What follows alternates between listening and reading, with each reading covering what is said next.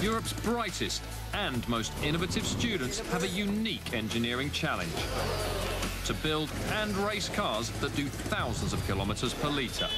It's very exciting to be here. We remember this week all our lives. This is about pushing the boundaries of technology to the limit. We want to be better always. Dreams can be made and shattered. The reward? To be crowned Shell Eco Marathon champions.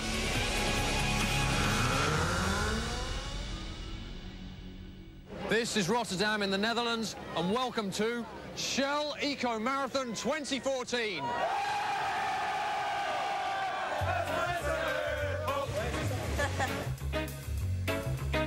This event is the biggest thing I ever seen.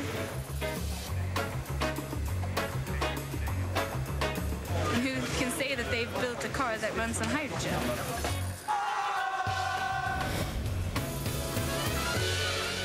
The event's cool. Launched in 1985, the Shell Eco Marathon is a competition for student engineers, challenging them to design, build and race the most economical vehicles on the planet. Today, the Eco Marathon is a global series of events held across Asia, the Americas and Europe.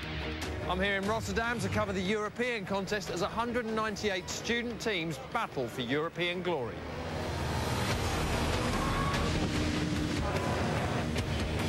Over the next few days, the teams will compete in two categories: prototype, cars designed for extreme efficiency; an urban concept, more practical vehicles that are closer to a typical road car.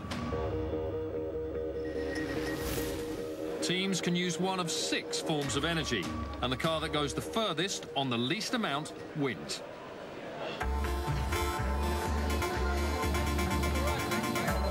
Energy efficiency and sustainability are the great challenges of this century.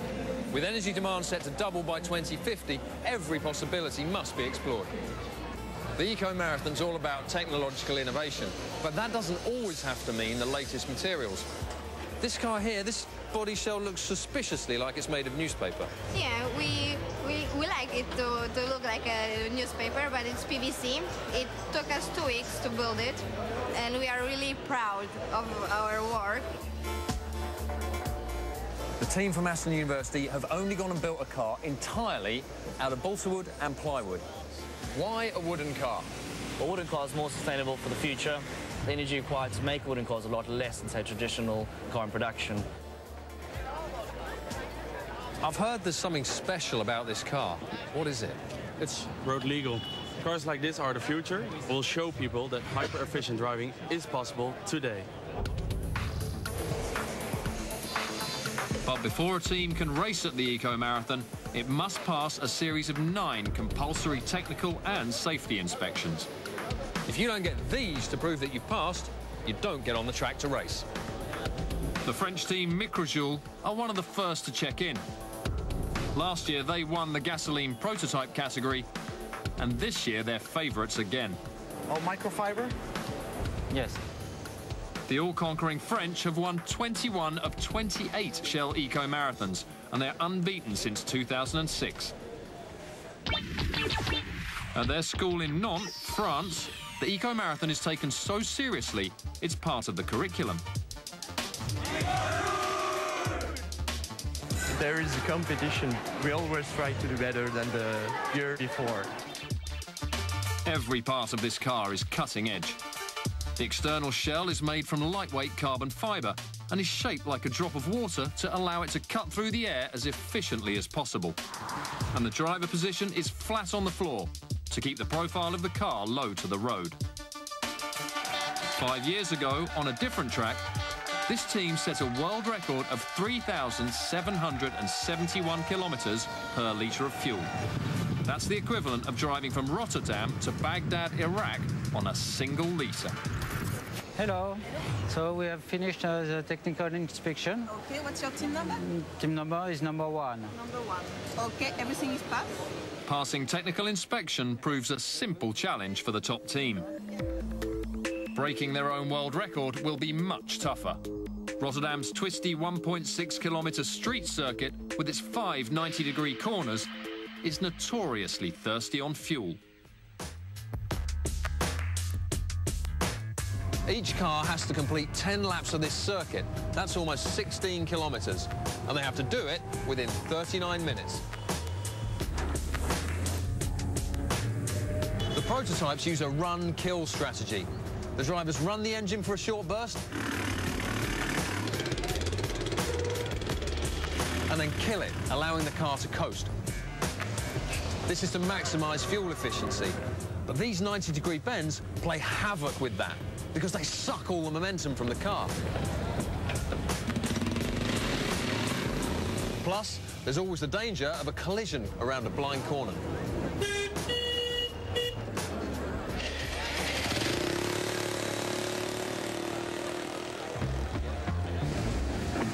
Favourites Microjoule prepare for their first practice run, and there is high expectation. It's the first test and it's very important.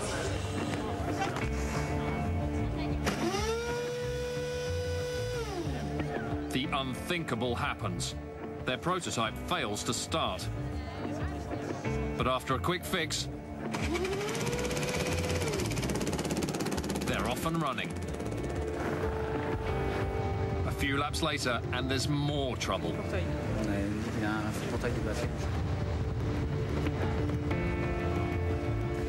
It's another breakdown.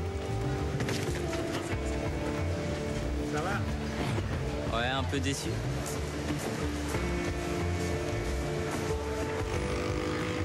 In the next practice session,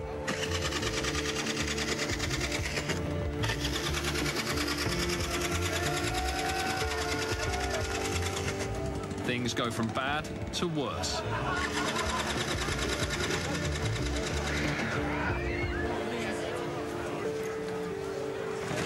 We have a problem with the clutch.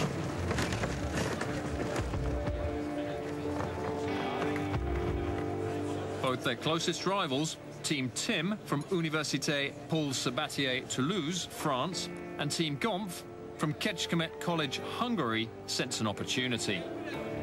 Of course, our ambition is to win and to be the team #1. I really think that we can win all things now. But Toulouse suffer their own nightmare in practice when their driver loses control.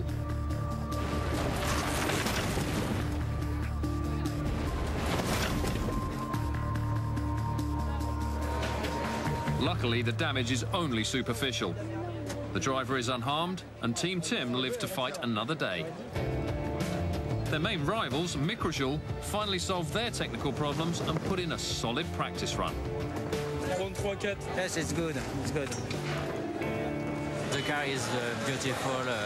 I'm so happy. Although the teams have unlimited practice, they are only allowed 4 official runs over 3 days. It's a daunting prospect. So spare a thought for rookie competitors, Team Guyanda. After an exhausting journey from southern Europe, the Spanish team arrives in Rotterdam. We're a bit nervous because it's our first time here. Team Guyanda have faced a huge challenge just to be here. Their project began 4 months ago at the Ureta Institutua in Spain's Basque region. They were inspired to enter the Shell Eco Marathon by an iconic car called the Estancona, built in their hometown over 50 years ago. For us, it's an inspiration because it's important in our country, it's history. We want to maintain the Estancona shape, but we are thinking about putting the engine in the back. Guyanda's car is powered by battery, and like the Estancona, it's built entirely by hand. We are not buying parts of the car in the shops because we are making here in our workplace. This car is made by the students.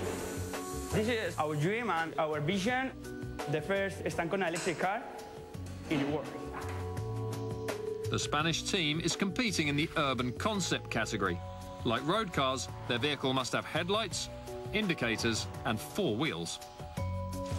In just over 100 days, Team Guyanda has transformed a collection of parts into a finished car.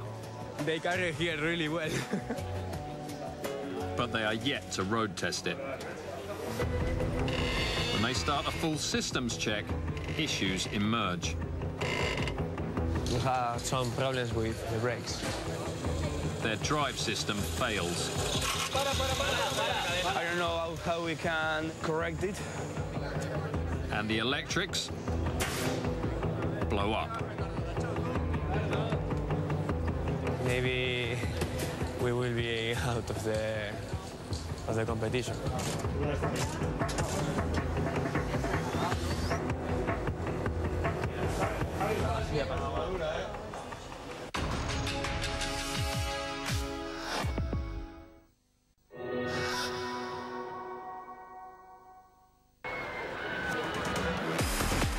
The 2014 Shell Eco Marathon Europe is underway. And already, Team Guyanda are facing massive problems with their car. Is everything all right? No. One team able to sympathise with the Spanish Basques is Aalborg Energy from Denmark. Last year here in Rotterdam, they had a disastrous campaign with their hydrogen-fuelled urban concept car. Despite thousands of hours of development, the Danes suffered a technical meltdown and didn't complete a single run. Of course, it was disappointing, but that was what you could expect when you hadn't done any tests before, so yeah. This year, the Danes are doubly determined to bounce back in style. The students from Aalborg University, Denmark, have earned a reputation as one of the most innovative teams. Their cutting-edge urban concept car is powered by advanced hydrogen fuel cells and is made using high-tech 3D printers. All the green parts are actually 3D printed, and the suspension of the car, that's also 3D printed, so that's quite impressive. The cool thing is that we can have sort of almost any shape that we want, and we can have it right away. Here in Rotterdam, the Danes get off to a good start. They pass technical inspection.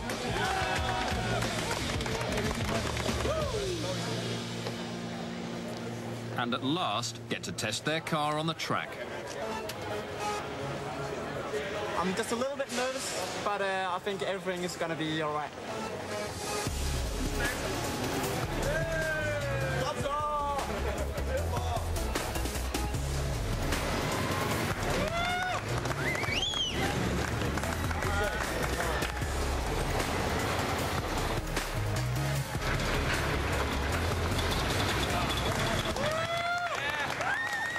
We did the times we wanted to see, so we have the speed in the car right that we want. I think it was a very successful test. In the paddock, the Spaniards are struggling. They can't solve the exploding electrics, and technical inspection is about to close. Now it's 4:15. If we don't go now, we are out of the race. Team Guyanda just make technical inspection before it closes. Now, the challenge is to pass it. They must get through 9 checks and time is running out. Yeah, it's all right. They passed. They passed. Okay, we're okay.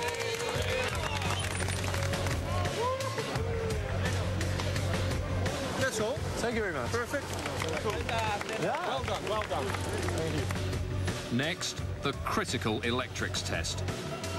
I'm so nervous because these tests depend if we are going to race or not. At the 11th hour, a reprieve. Technical inspection overruns, and the officials postpone the final test until morning.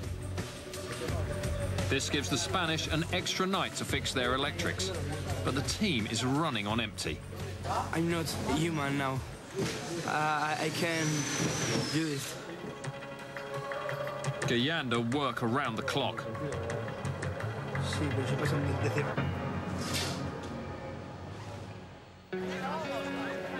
But at dawn, the electrical problems still aren't fixed. They've missed the deadline and are out of the competition. I wanted to see the car at least on the track, but I hope we will return next year better and stronger. For this year, the Estancona dream is over.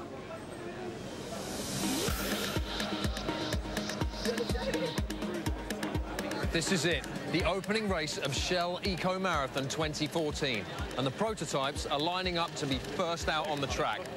At the front, the favourites, Microjoule, and behind them, it's their closest rivals, Team Tim from Toulouse. Then, further back, it's the Hungarians, Team Gompf. All three of these teams believe they can win this. Microjoule are focused on defending their title. Before going out, all vehicles have to come into this fueling station where their tanks are filled precisely to a set marker point. We just received the bottle of gasoline. This is the final moments of our work. We will do the race and that's it.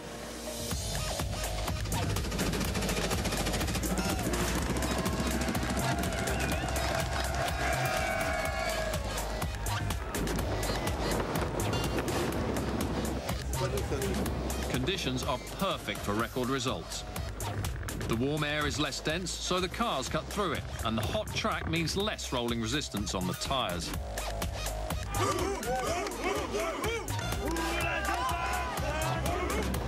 After 10 laps, the prototype's fuel consumption is measured and converted into a kilometre per litre total. On this track, we've never achieved 3,000 kilometers per liter, so we hope to beat it.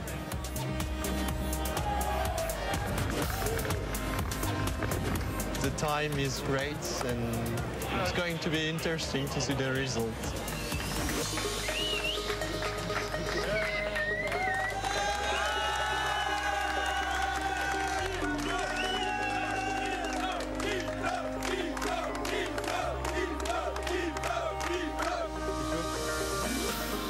Microjoule's fuel is weighed,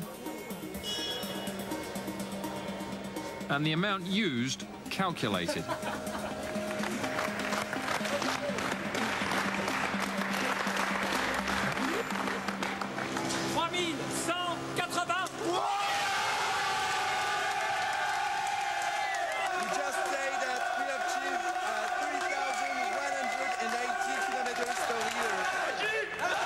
Microjoule smashed the Rotterdam track record. Now their rivals must match them. But Team Tim from Toulouse suffer a nightmare. Their car loses power, forcing them to abort their first run. We're not sure what happened. Their only option is to rejoin the prototype queue and try to repair their car for a second run. We still have 3 more attempts, so it's more shocking than disappointing. Their other main rivals, Team Gompf from Hungary, also suffer a technical problem. The French pinpoint their issue, a faulty spark plug. We don't know how it happened, so at least we know what's wrong, and we'll be more careful.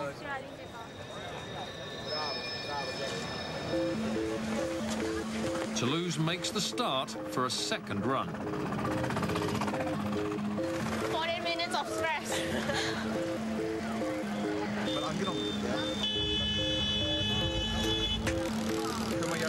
It's vital they take advantage of the good weather and complete 10 laps.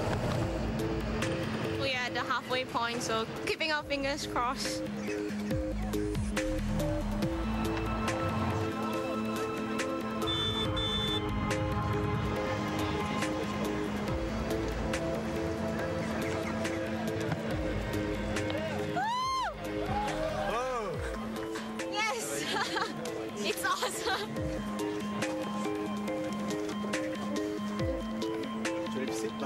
Really happy because it was a hard work, really hard work.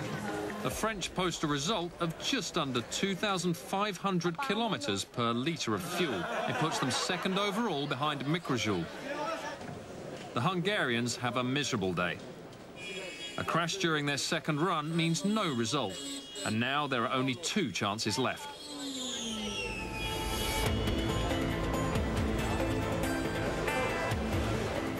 Next, it's the turn of the urban concepts.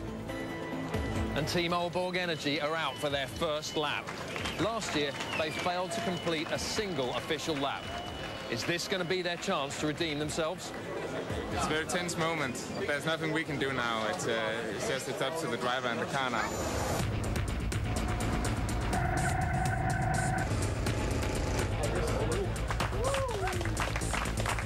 The car and driver must complete 10 laps within 39 minutes. And the run is going well. We are on the 4th lap right now. We have 6 to go. Then out on track, Mark, the driver, hits traffic and has to slow down. There's a danger he could run over time and be disqualified. He doesn't have that much time left, I think 20 seconds. There's still no sign of him or the car. It's very exciting right now. He makes it with just seconds to spare. It isn't a track record, but Team Aalborg Energy finally overcome last year's failure. Now we have redeemed ourselves and no one is going to laugh at us when we go home. So that's also very important, that we did it.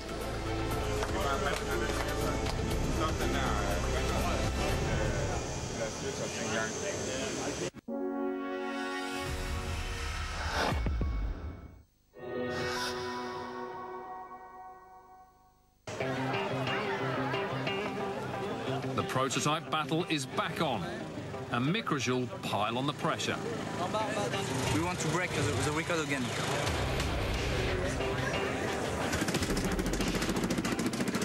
It's another triumphant run. The French break their own track record, recording 3,314.9 kilometers per litre. We want to be better always.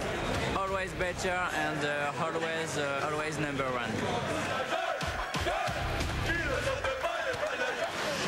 The opposition are beaten. Toulouse improved their result to 2,757 kilometres per litre and keep second overall. The Hungarians finally managed to get a result with 2,096 kilometres per litre.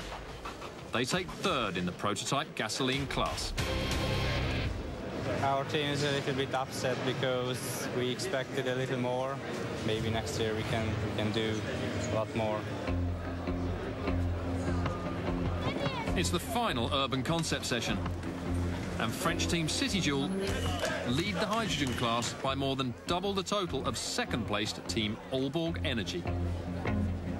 Okay, you guys can go. It's too great a margin for the Danes to overcome. The real fight is for second place. Team Aalborg Energy is under intense pressure from the Dutch teams, Green Team 20 and Han Hydromotive. Both are threatening to beat the Danes into third, or worst case, fourth. That might be the thing that does that we lose the second place. But again, the competition is hard. With Aalborg on the track, it's a straight fight to the finish.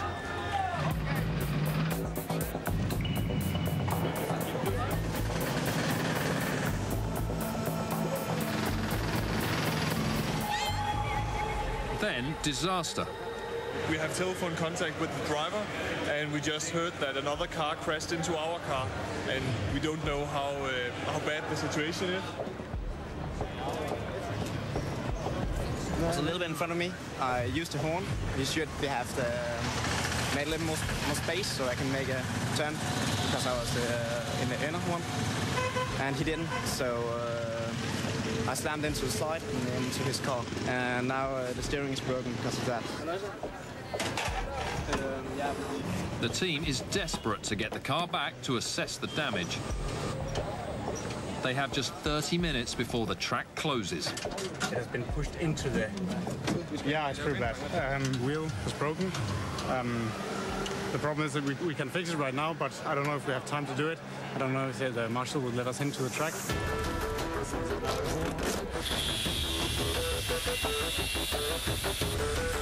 It's a race against time to get the car repaired and back out.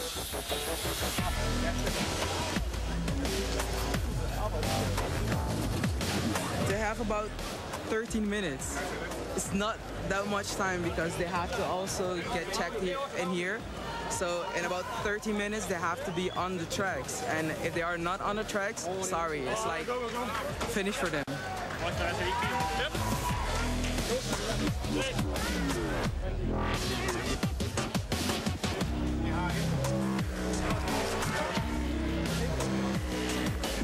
They're probably less less than 4 minutes left, so it's a rush.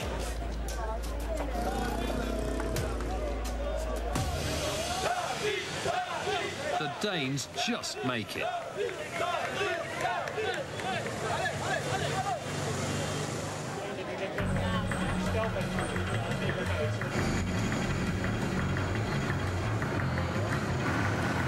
I don't know. Let's see. So many things can happen, as we just saw. Collisions, stuff like that. Technical problems.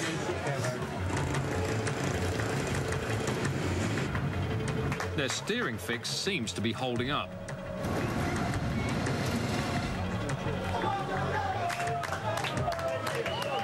Then, just 2 laps from the finish, tragedy.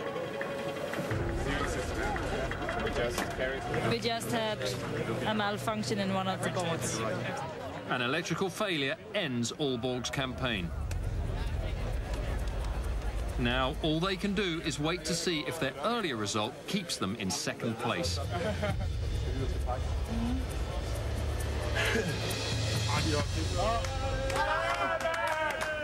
Good news for the Danes. Neither of the Dutch teams improved their totals. Team Aalborg Energy have 2nd place with a result of 65 kilometres per kilowatt hour. Just 3 kilometres better than their rivals. This fuel economy means the Danes would use the same energy it takes to power a conventional 60-watt light bulb for a day to travel 65 kilometres. We got the 2nd place. Very happy about that.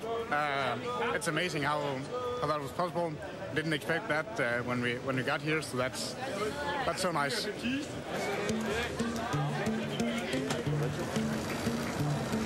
On track, 1st place French team City Joule complete the final session.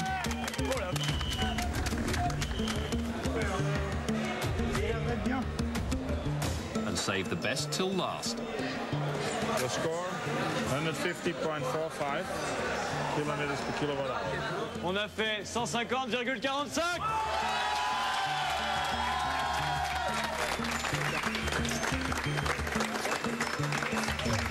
We have just set a new world record.